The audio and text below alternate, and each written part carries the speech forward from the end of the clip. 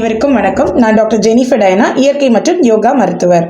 காற்று மாசுபாடு இன்னைக்கு சமூகத்துல பெரிய அளவில் இருக்கக்கூடிய ஒரு விஷயம். எங்க பார்த்தாலும் காற்று மாசுபாடு. இது தவிர்க்க முடியுமா அப்படின்னு பார்த்தீங்கன்னா 100% தவிர்க்க முடியாது.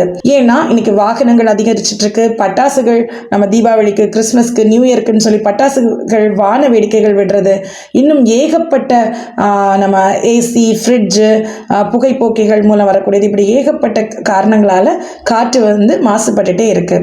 இதுல இருந்து பாதிக்கப்படுறது அதிகமாக யாருன்னா, ஏற்கனவே நுரையீரல் தொந்தரவு உள்ளவர்கள் அதிகமாக பாதிக்கப்படுகிறார்கள். குழந்தைகள், பெரியவர்கள், முதியவர்கள் இருக்காங்க இல்லையா, அவங்க பாதிக்கப்படுறாங்க. இவங்களெல்லாம் எப்படி தற்காத்து கொள்வது? உணவின் மூலம் ஏதாவது தற்காத்து கொள்ள முடியுமா? அவர்களுடைய மூச்சு பிரச்சனைகளிலிருந்து உணவை பயன்படுத்தி அவர்களால் தப்பித்துக் கொள்ள முடியுமா அப்படிங்கிறத இந்த வீடியோவில் பார்க்க போகிறோம். ஸோ உங்களுடைய எந்த விதமான நோயாக இருந்தாலும் நோய் எதிர்ப்பு சக்தி இருந்தாலே நாம் அந்த பிரச்சனையிலேருந்து விடுபட முடியும்.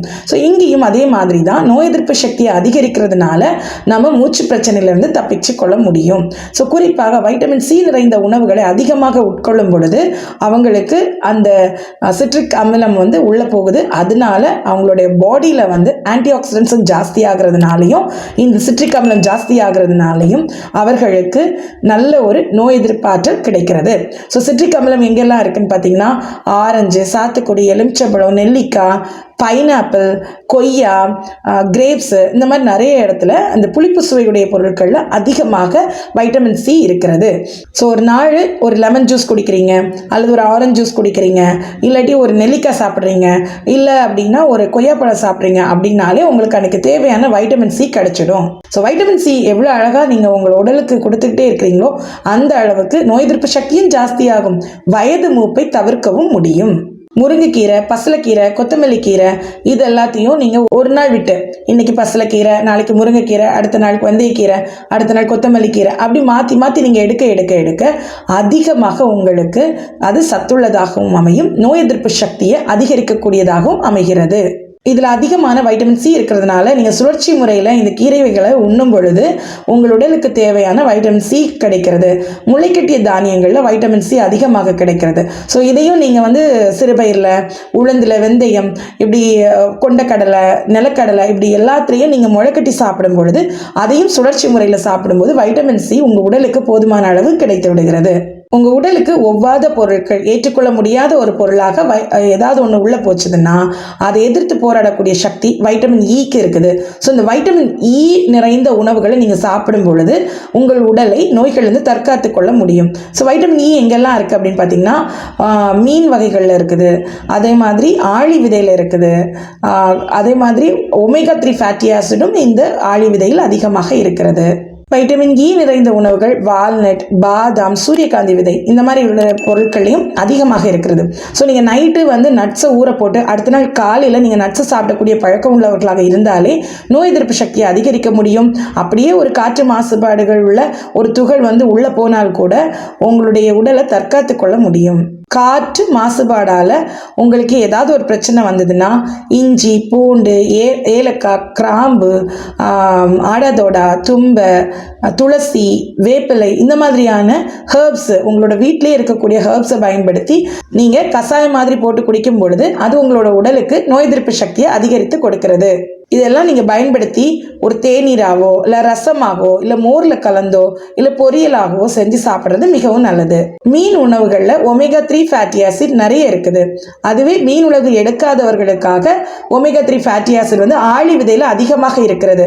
இந்த ஆளி விதையை அதிகமாக சாப்பிட அவங்களோட உடலுக்கு நோய் எதிர்ப்பு சக்தி அதிகரிக்கிறது.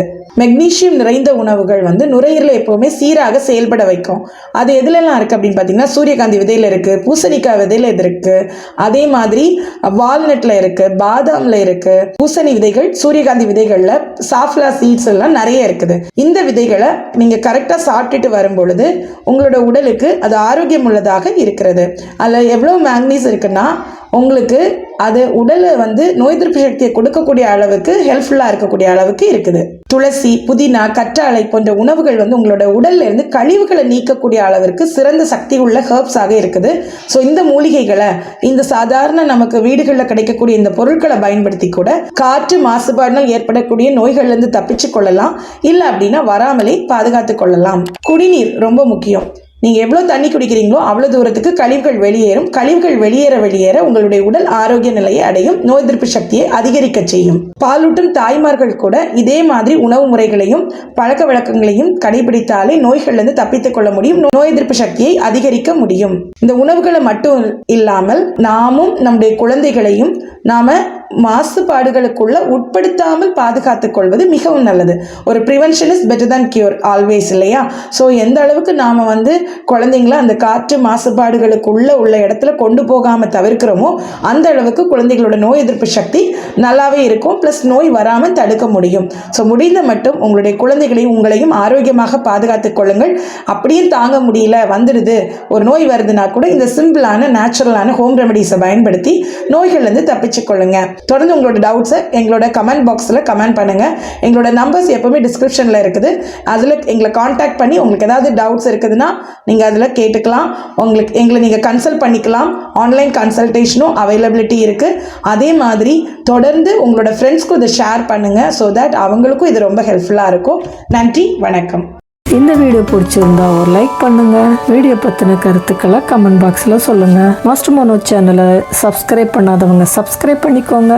Stay healthy, stay happy. Thank you for வாட்சிங்.